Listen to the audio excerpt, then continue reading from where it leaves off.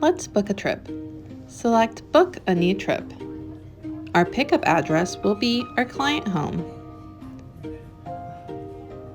Our drop-off address will be Food City. Next, we will pick the time that we would like to be picked up or dropped off. We will select Picked Up. This allows us to pick what time we would like to be picked up.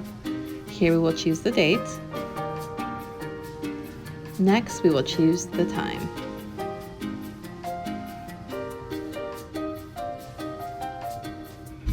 Here we can choose if we need mobility aids or if we have a passenger coming with us.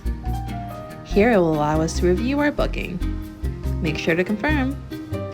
Once you see this page with a green check mark, it tells us that our trip has been successfully scheduled.